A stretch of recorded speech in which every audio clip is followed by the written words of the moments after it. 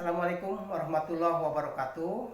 Perkenalkan, nama saya Samsudin, guru mata pelajaran Al-Quran Hadis di MTS GUPI 3 Belanga, Kecamatan Seragi, Kabupaten Lampung Selatan, sekaligus sebagai mahasiswa PPG dalam jabatan PET 1 tahun 2025 di LPTK Win 1 Syahid Ali Rahmatullah Tulung Agung dengan NIM 1802132417787 dengan nomor peserta 772265000077023 pada hari ini, Kamis tanggal 8 Mei 2023.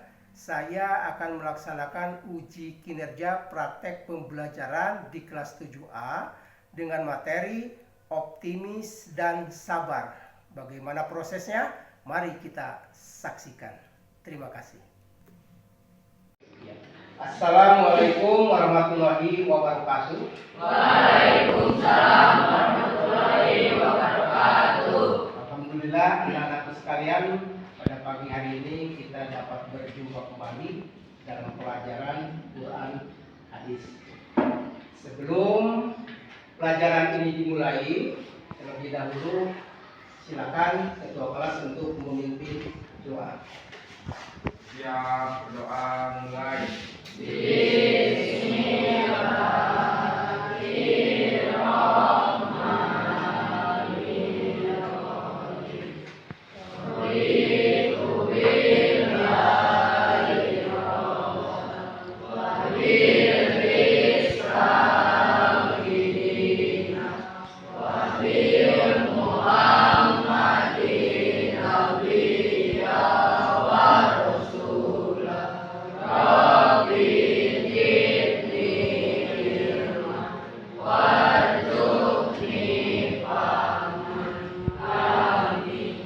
Beri salam.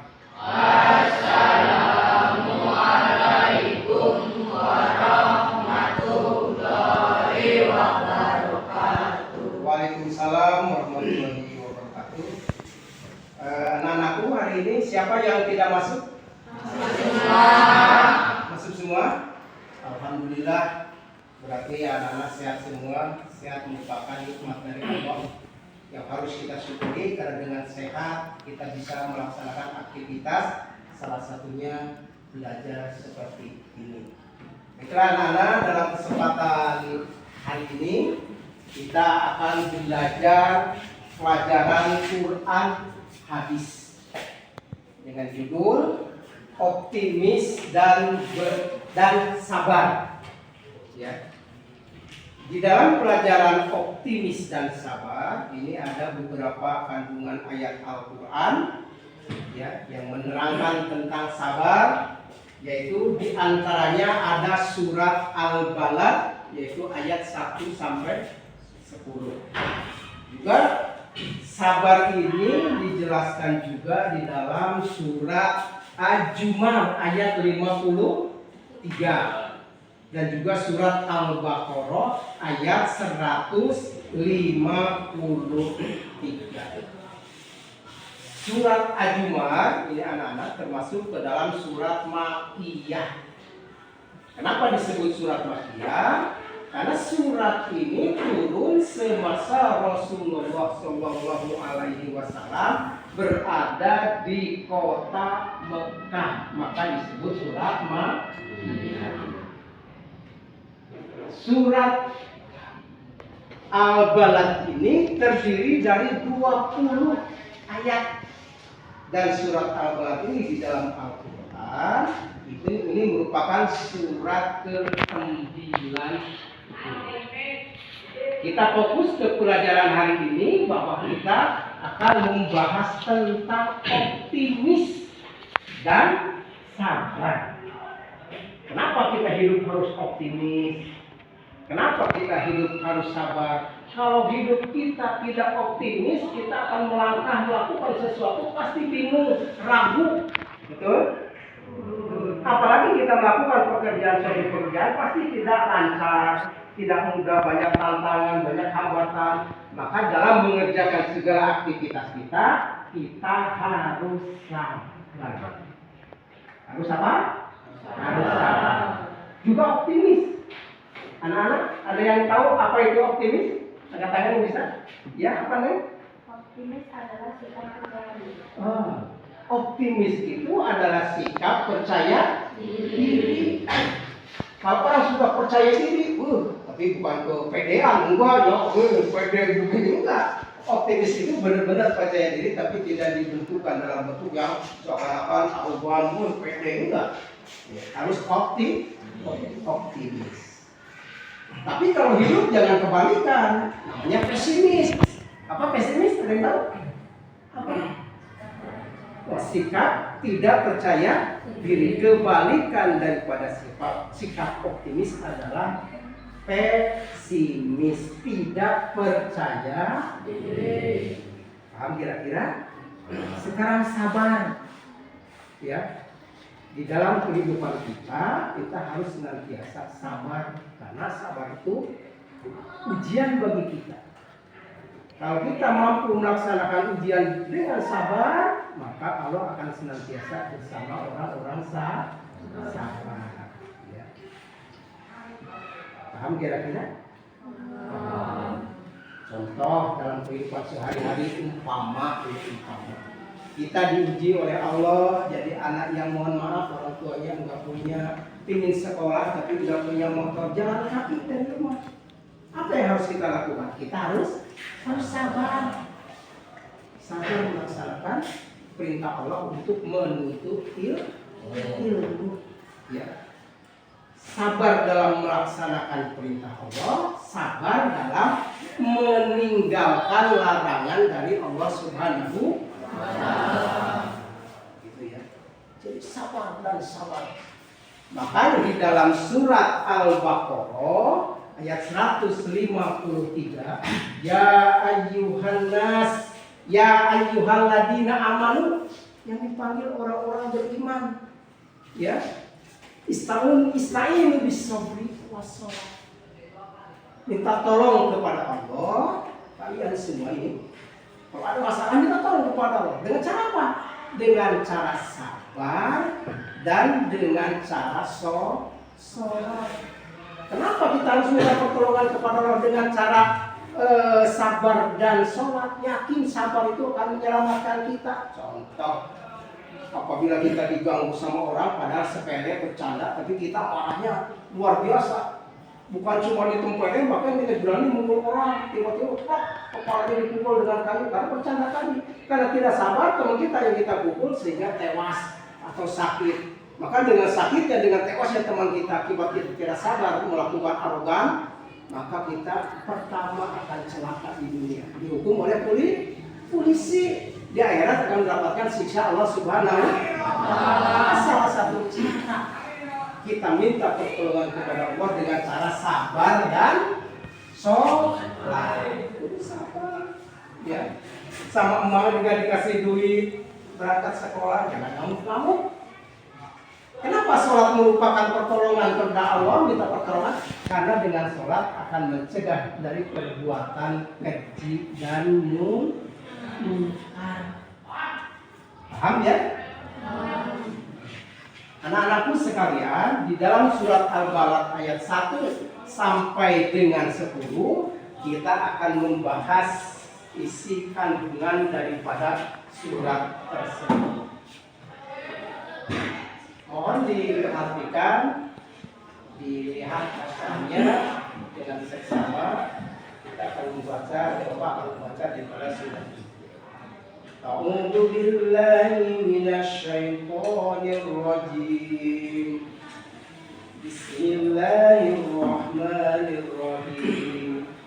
La uqsimu bihadzal balad wa anta hillum bihadzal balad wa walidin wa ma walad.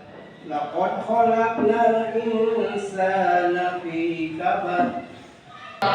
Dapat yakin dan percaya karena kalian di sini ya sambil mondok untuk surat Al-Balad ini bisa. Coba dites.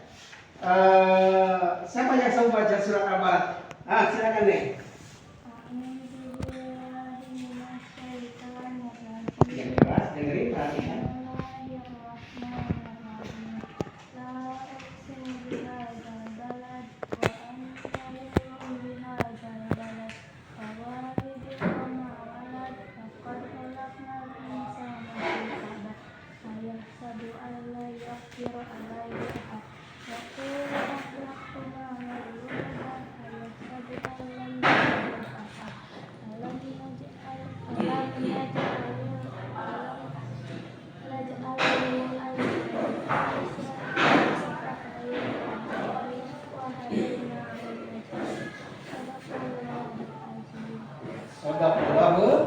Yang suaranya agak keras.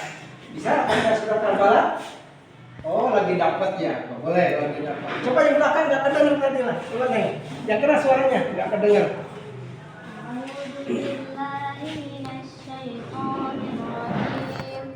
Bismillahirrahmanirrahim.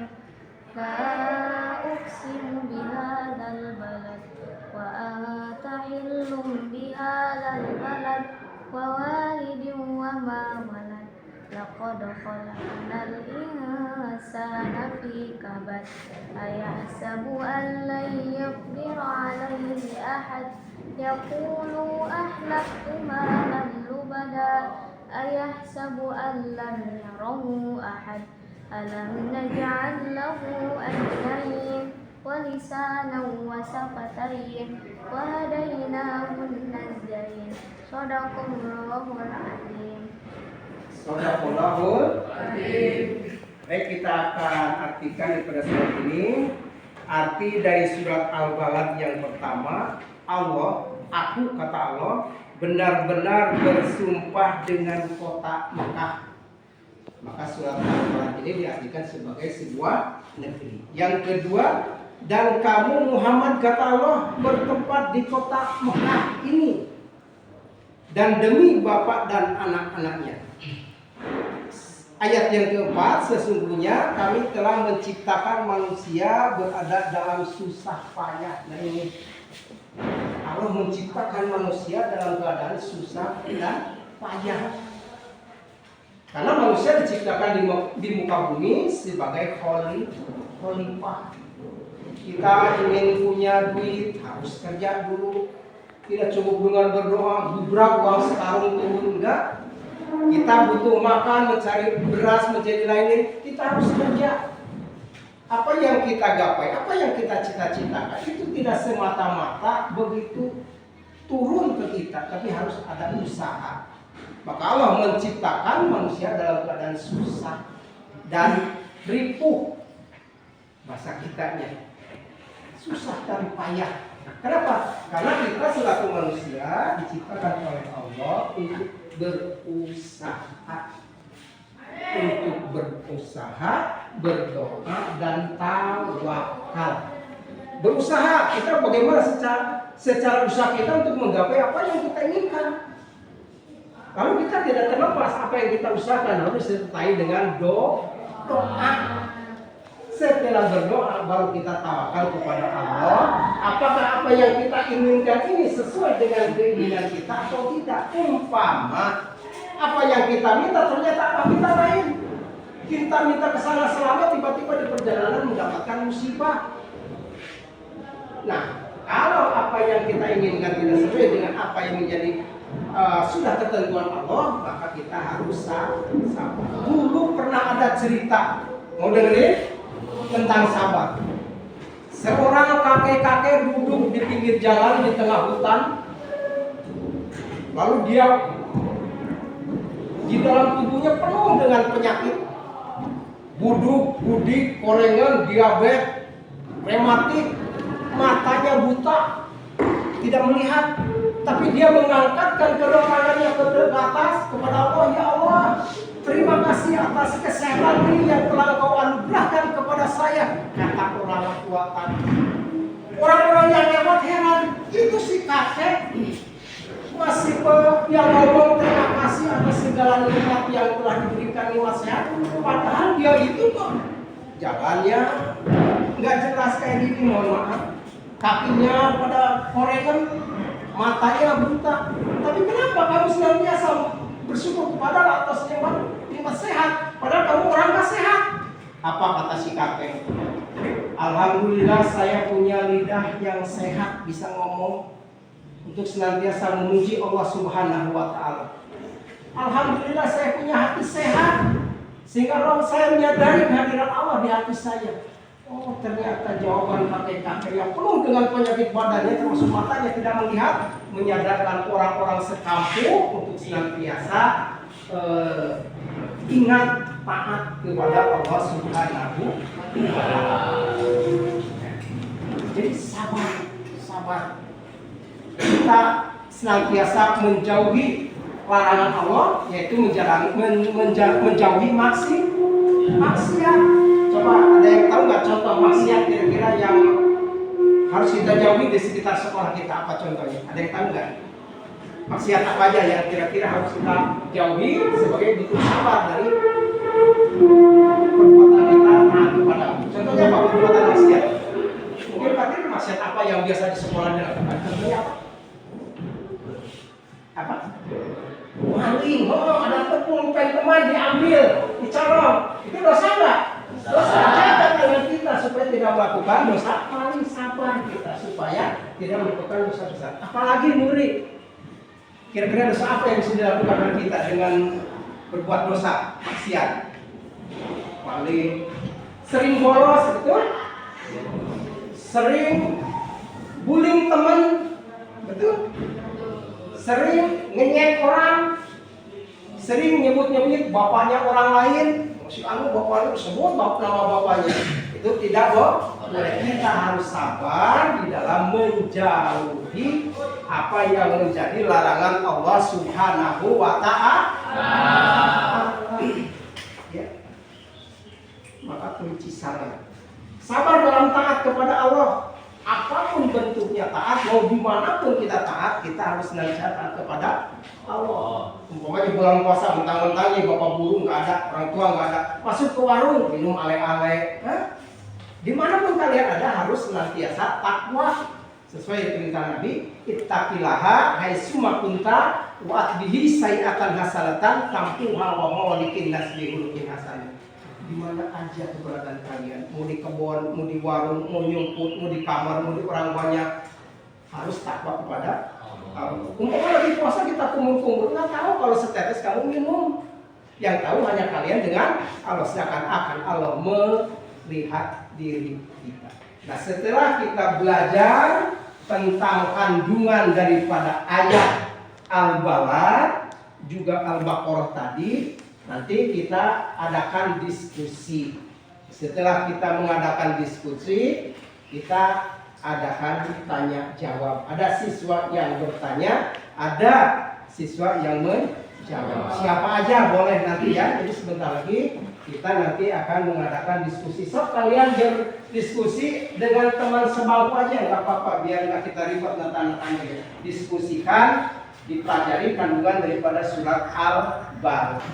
Baiklah anak-anakku, setelah kita tadi berdiskusi kurang lebih 15 menit, nah sekarang tujuan daripada pembelajaran ini ya, dari pembelajaran tentang optimis dan sabar, yang pertama supaya kalian bisa menjelaskan isi kandungan surat Al-Balad.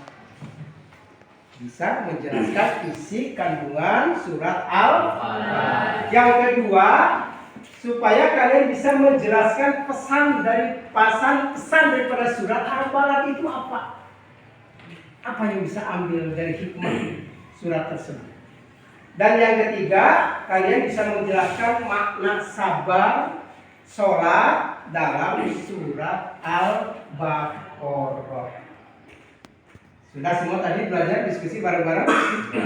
Sudah bisa dimengerti kira-kira? Nah sekarang di antara kalian siapa yang mau bertanya? Monggo, siapa? Oh siapa? Silakan berdiri. Siapa namanya? Fauzan. Menanyakan apa? Silakan Fauzan. Pertanyaan kamu sih, Pak. Nah, pertanyaan yang sangat bagus. Sebutkan contoh musibah. Ada yang bisa jawab? Oh, silakan yang belakangnya. Contoh dari musibah seperti sakit, kehilangan sesuatu, banjir, gempa bumi, longsor, dan lain sebagainya. Oh, itu adalah musibah. Sakit musibah bukan? Musibah. Maka kalau kita kena sakit itu musibah atau ujian daripada Allah Subhanahu wa Ta'ala. Apa yang harus kita lakukan? Harus sabar. Sabar ya Allah, ini ujian darimu ya Allah, aku ridho, aku ikhlas. Insya Allah apabila kita sakit, sabar, insya Allah kita akan diampuni dosa kita, akan mendapatkan pahala dari Allah Subhanahu wa Ta'ala. Ya, sabar dan sabar.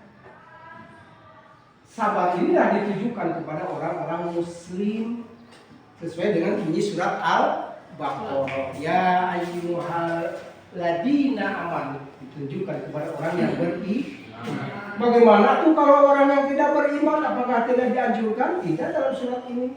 Karena dalam surat ini orang-orang yang sabar akan senantiasa Allah bersama mereka. Ya.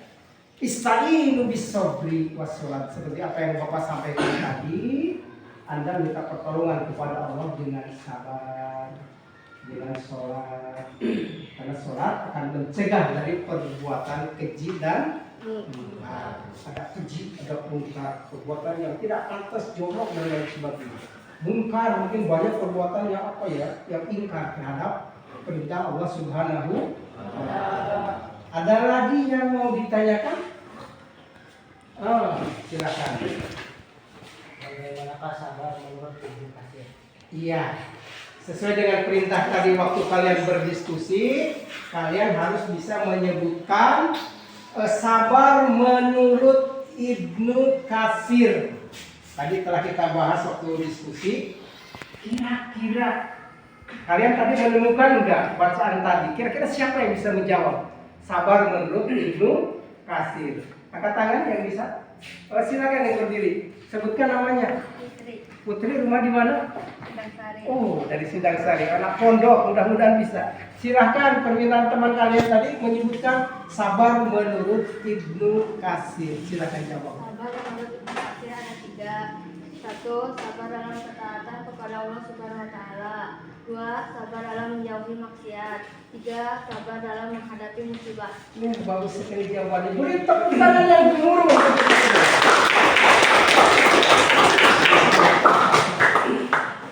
Jawaban yang sangat bagus. Ini mudah-mudahan dapat memahami kalian di dalam mengartikan sabar. Teman kalian tadi menjawab bahwa sabar menurut Ibnu Katsir. Jangan gantung. 1. Sabar dalam ketaatan kepada Allah Subhanahu wa Ta'ala. Apa yang diperintahkan oleh Allah, maka kita sabar untuk melaksanakannya. Taat, sabar dalam melaksanakan taat. Diperintah sholat. Kalau kalian waktu sekolah digiring oleh bapak ibu guru untuk melaksanakan sholat zuhur berjamaah, berangkat, jangan ngumpet ke sini, ngumpet ke sana, jangan lari ke WC, ngumpet di warung. Itu tidak sabar dalam melaksanakan taat kepada Allah Subhanahu wa Ta'ala. Dan begini, umpama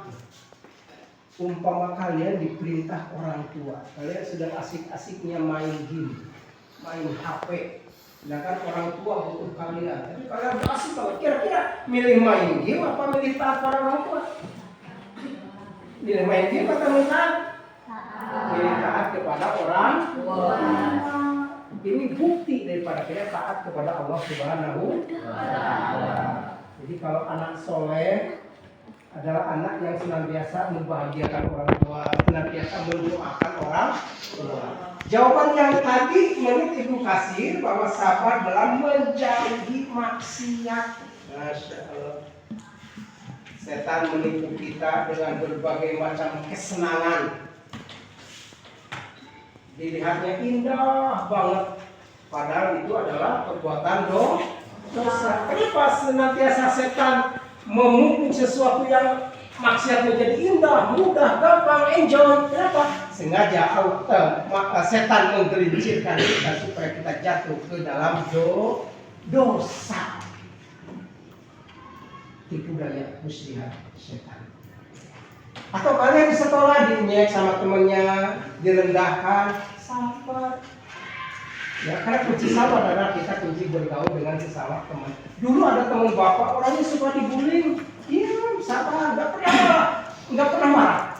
Ternyata setelah tamat SMA dia apa? Daftar menjadi angkatan bersenjata.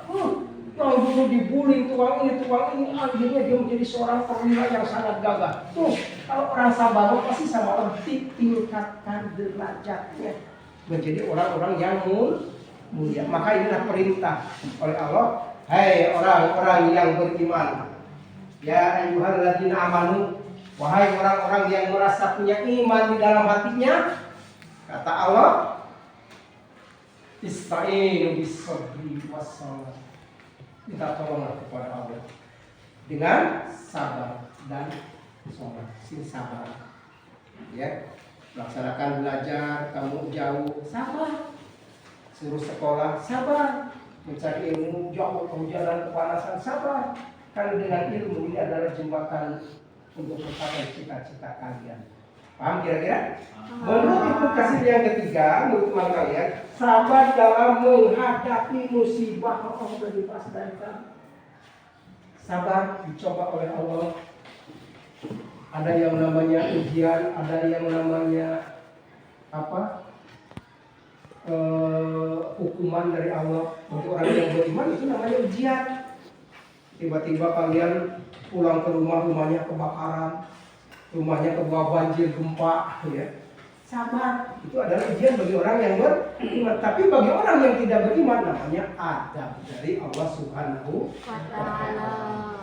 Ada lagi yang mau bertanya? Apa? Silakan, siapa namanya? Siapa? Namanya Aris. Menanyakan apa Aris? Apa kandungan surat Al-Balad? Hasil diskusi tadi kalian sudah menyimpulkan apa sih makna yang terkandung di dalam surat Al-Balad? Ada kalian yang bisa jawab? Oh, silakan nih.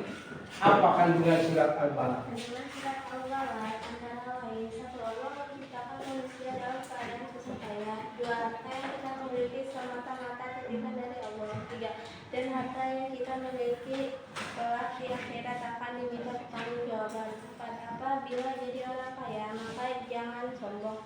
5, harus pandai bersyukur atas nikmat Allah Subhanahu wa Ta'ala. Iya. Ada yang menambahkan? Ada yang menambahkan dari apa yang disampaikan teman kalian? Oke. Jawaban yang sangat bagus sekali. Ya. Oke, beri tepuk tangan buat teman kalian semuanya. Baik. Tadi teman kalian mengatakan bahwa kandungan surat Al-Balad pertama, Allah menciptakan manusia dalam susah, dalam keadaan susah dan payah. Sudah Bapak terangkan tadi itu, karena manusia itu adalah makhluk yang harus harus melaksanakan sebagai manusia ikhtiar, ya.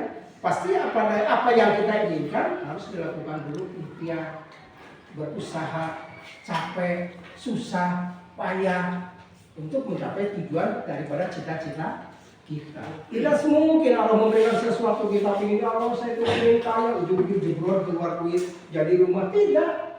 Pasti yang punya kebunnya harus dipacul.